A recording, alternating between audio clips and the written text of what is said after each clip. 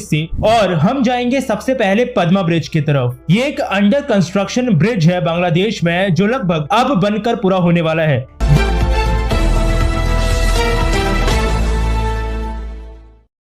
আসসালামু আলাইকুম রহমতুল্লাহ। আমি জিয়া রহমান রয়েছি আপনাদের সাথে। বন্ধুরা, আজকের নিউজটা আমি আপনাদের সামনে উপস্থাপন করব, সেটা দেখে আমার খুবই ভালো লেগেছে। এই জন্য ভালো লেগেছে, খয়রাতি বাংলাদেশ, অর্থনৈতিকভাবে দুর্বল বাংলাদেশ, তলাবিহীন জুরি বাংলাদেশ, বাংলাদেশে কিছুই নেই, বাংলাদেশে কোনো কিছু হতে পারে না, এই দেশ কখনো মাথা উঁচু করে দাঁড়াতে পারে না, এইসব কথাগুলি তো আমরা শুনেছি স্বাধীনতার পর থেকে। বাংলাদেশকে যুদ্ধ করতে হয়েছে জলোচ্ছ্বাসের সাথে, বাংলাদেশে যুদ্ধ করতে হয়েছে সিডরের সাথে, বাংলাদেশকে যুদ্ধ করতে হয়েছে বন্যার সাথে, বাংলাদেশে যুদ্ধ করতে হয়েছে ঘূর্ণিঝড়ের সাথে। আজকে ওই বাংলাদেশ অর্থনৈতিকভাবে ভারতকে পিছনে ফেলেছে, পাকিস্তানকে পিছনে ফেলেছে, এশিয়ার একটা বড় শক্তি হিসাবে আবির্ভূত হচ্ছে অর্থনৈতিকভাবে।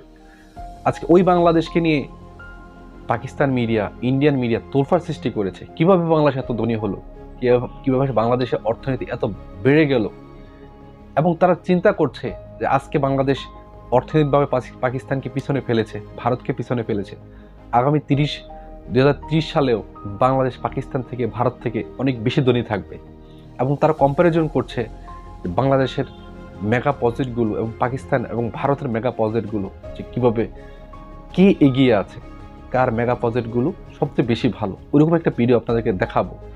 তার আগে একটা কথা বলতে চাচ্ছি আপনাদেরকে, যারা আমাদের চ্যানেলে নতুন এসেছেন চ্যানেলে সাবস্ক্রাইব করবেন, আর যারা অলরেডি সাবস্ক্রাইব করেছেন আপনাদেরকে অসংখ্য ধন্যবাদ।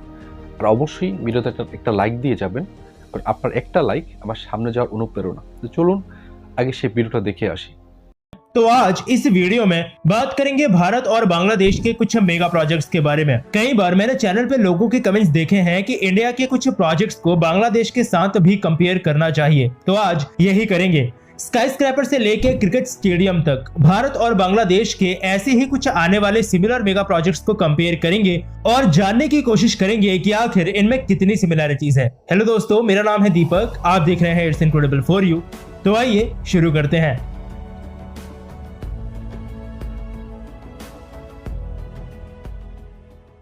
चलिए शुरुआत करते हैं सबसे पहले बांग्लादेश से, और हम जाएंगे सबसे पहले पद्मा ब्रिज की तरफ। ये एक अंडर कंस्ट्रक्शन ब्रिज है बांग्लादेश में, जो लगभग अब बनकर पूरा होने वाला है।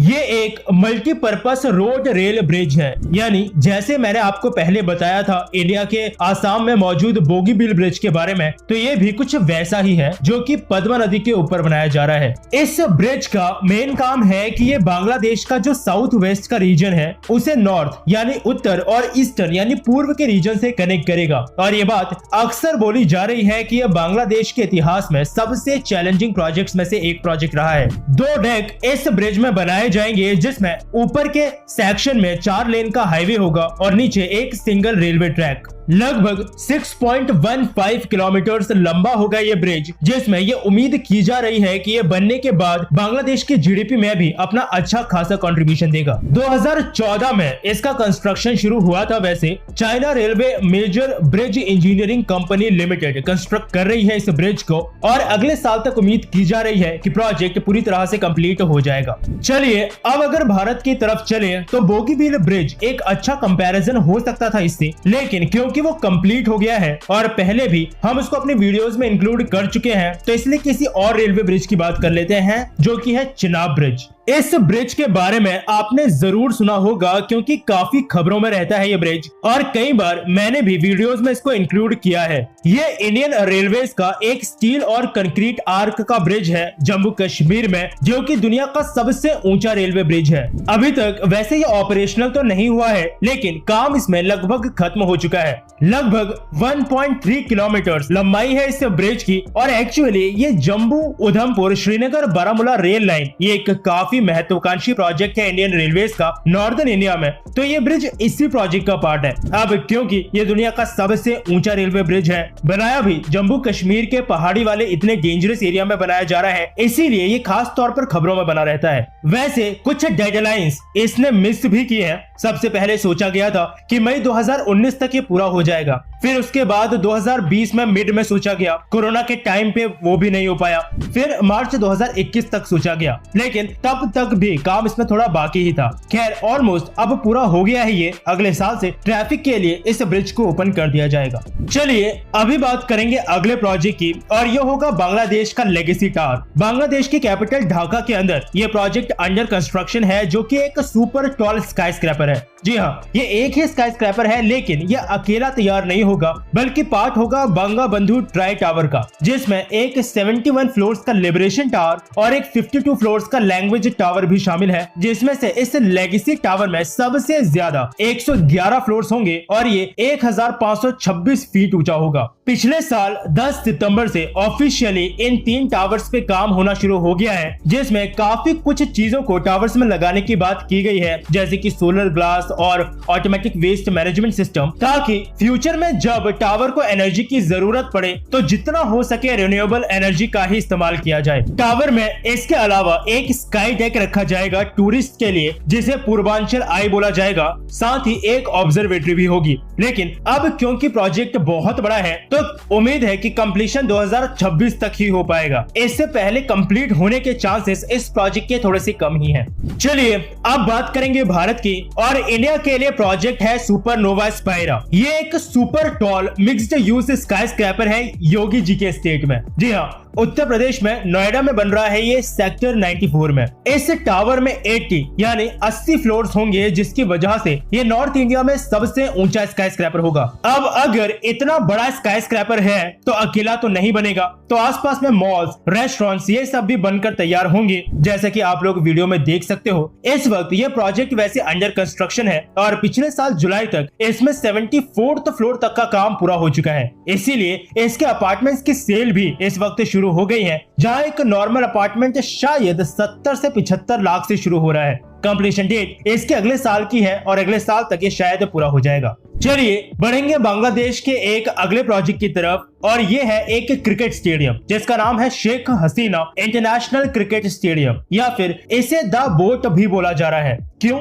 आप पिक्चर देखो, आपको पता चलेगा। इसकी शेप काफी हद तक बोट यानी नाव से मिलती है, इसीलिए इसे द बोट भी बोला जा रहा है। ये एक अंडर कंस्ट्रक्शन क्रिकेट स्टेडियम है ढाका में। तो बांग्लादेश क्रिकेट बोर्ड, इसके बारे में तो शायद आपने सुना होगा। तो ऐसी ही उनकी एक नेशनल स्पोर्ट काउंसिल भी है अलग अलग स्पोर्ट्स के लिए, और इन दोनों का ही ज्वाइंट वेंचर है ये क्रिकेट स्टेडियम। 2022 में इसे खोलने की प्लानिंग की जा रही है। लगभग 38 एकड़ यानी 38 एकड़ की जमीन पर इसे बनाया जा रहा है, जिसमें इनिशियली कैपेसिटी 50,000 लोगों की होगी, जिसे बाद में एक्सपेंड करके 70,000 भी किया जा सकता है। 130 मिलियन यानी 130 मिलियन डॉलर्स का टोटल खर्चा प्रोजेक्ट में आएगा, और काम इस वक्त प्रोजेक्ट में चालू है। तो चलिए बात करेंगे भारत के अगले प्रोजेक्ट की। तो असल में इस बांग्लादेश वाले क्रिकेट स्टेडियम को हम इंडिया के नरेंद्र मोदी स्टेडियम से कंपेयर कर सकते थे, लेकिन वो स्टेडियम अभी बनकर तैयार हो चुका है और ठीक ठाक टाइम भी हो गया है उसे तैयार हुए। इसीलिए इंडिया के लिए हम बात करेंगे राजगीर इंटरनेशनल क्रिकेट स्टेडियम की, जिसे नालंदा इंटरनेशनल क्रिकेट स्टेडियम भी बोला जाता है। ये एक अंडर कंस्ट्रक्शन क्रिकेट स्टेडियम है नालंदा बिहार में, और 2018 में नीतीश कुमार द्वारा इस क्रिकेट स्टेडियम अनाउंस किया गया था, और उसी साल अक्टूबर में नीतीश कुमार ने इस प्रोजेक्ट का फाउंडेशन स्टोन भी रख दिया था। ऑस्ट्रेलिया के सिडनी क्रिकेट ग्राउंड की तर्ज पर इस प्रोजेक्ट को बनाया जा रहा है, और लगभग 90 एकड़ की जमीन पर और 800 करोड़ रुपयों के आसपास का खर्चा आएगा प्रोजेक्ट को पूरा बनाने में। अगले साल तक टारगेट है प्रोजेक्ट को कंप्लीट करने का, जिसके बाद 40 से 50 हजार के आसपास लोग एक बारी में इस स्टेडियम में क्रिकेट मैच देख पाएंगे। चलिए अभी चलते हैं बांग्लादेश के अगले प्रोजेक्ट की तरफ, जो कि है उनकी पहली मेट्रो यानी ढाका मेट्रो। एक मास रैपिड ट्रांजिट सिस्टम है, यानी जिसे हम मेट्रो ट्रेन बोलते हैं। ये एक अंडर कंस्ट्रक्शन प्रोजेक्ट है ढाका में। अंडर कंस्ट्रक्शन वैसे है ये, लेकिन अब ऑलमोस्ट खत्म हो चुका है, और इस प्रोजेक्ट को बनाया इसीलिए जा रहा है ताकि सिटी के अंदर जो कंजेशन है या जो ट्रैफिक है उससे राहत मिल सके। जनरली ये मेट्रो ट्रेन के प्रोजेक्ट इसीलिए बनाए जाते हैं। अभी 16 स्टेशन के साथ 1 लाइन इसमें कंस्ट्रक्ट की जा रही है, फिर फ्यूचर के लिए 4-5 लाइंस की और प्लानिंग है और टोटल 20.1 यानी 20.1 किलोमीटर लेंथ होने वाली है इस प्रोजेक्ट की। और प्रोजेक्ट की काफी हद तक चीजें देखकर मुझे दिल्ली मेट्रो जैसी ही लग रही है। 4 मिनट के आसपास का वेटिंग टाइम होगा 2 मेट्रोस के बीच में। अब ढाका में अगर बन रहा है तो अच्छे खासे पैसेंजर्स भी प्रोजेक्ट को मिलने वाले हैं, यानी काफी हद तक उम्मीद है कि प्रोजेक्ट अच्छा खासा सक्सेसफुल रहेगा। चलिए अभी भारत की बात कर लेते हैं। तो भारत में तो वैसे कई सिटीज में आपको अंडर कंस्ट्रक्शन मेट्रो सिस्टम दिख जाएगा। दिल्ली में जहां पर इस वक्त मैं हूं, यहां पर भी कई जगहों पे काम चल रहा है, लेकिन यहां बात हम लोग करेंगे कानपुर मेट्रो की। क्यों? क्योंकि ये भी एक अंडर कंस्ट्रक्शन मेट्रो सिस्टम है और अगले साल जब ढाका मेट्रो शुरू होने वाली है तो उसी समय ये कानपुर मेट्रो भी शुरू हो जाएगी। कानपुर में भी मेट्रो प्रोजेक्ट इसीलिए ही बनाया जा रहा है क्योंकि सिटी में अब ट्रैफिक कंजेशन बढ़ने लगा है। टोटल सिस्टम लेंथ इस प्रोजेक्ट की 34.78 किलोमीटर की होगी और इसमें 2 कॉरिडोर होंगे, एक ऑरेंज और एक ब्लू, और टोटल 31 स्टेशन बनाए जाएंगे पूरे सिस्टम लेंथ में। पिछले सिर्फ 5-6 सालों में ही ये प्रोजेक्ट बिल्कुल स्क्रैच से तैयार हुआ है, यानी स्पीड अच्छी रही है प्रोजेक्ट में काम की। पिछले साल जुलाई में एल्स्टॉम नाम की एक कंपनी है जिन्होंने कानपुर मेट्रो के लिए भी रोलिंग स्टॉक और सिग्नलिंग का कॉन्ट्रैक्ट जीता था और कुछ समय पहले ही उन्होंने कानपुर मेट्रो का रोलिंग स्टॉक भी दिखा दिया था कि ये कैसा दिखने वाला है। काम इसमें अब लगभग एंड पर पहुंच रहा है और अगले साल ये मेट्रो अपने कॉरिडोर्स पर दौड़ना शुरू कर देगी। तो ये थे कुछ सिमिलर प्रोजेक्ट्स इंडिया और बांग्लादेश के। वैसे कंपैरिजन के लिए और भी बहुत सारे प्रोजेक्ट हो सकते थे,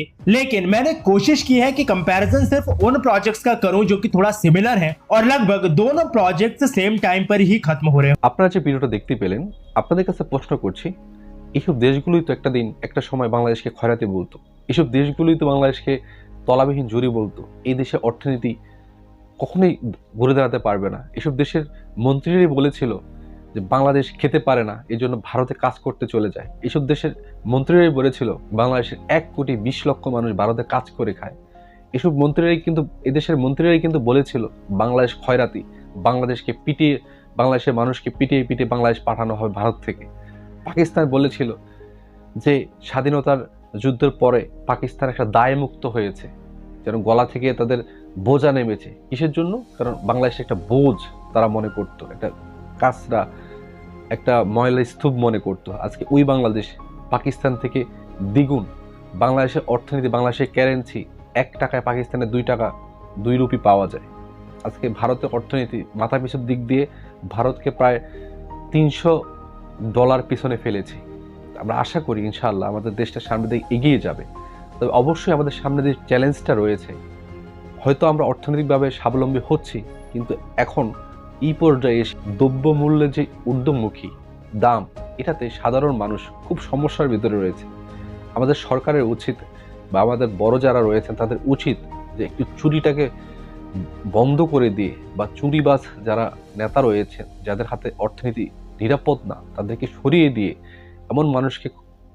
এমন মানুষকে দায়িত্বের কাজে বসানো, যারা মানুষের অর্থনীতি বা মানুষের জীবনযাত্রার উন্নয়নের জন্য কাজ করবে, যারা মানুষের টাকা চুরি করবে না, যারা জনগণের রিলিফ চুরি করবে না, যারা জনগণের গম চুরি করবে না, যারা জনগণের টাকাগুলো মেরে দিবে না, হাজার হাজার কোটি টাকা মেরে দিবে না।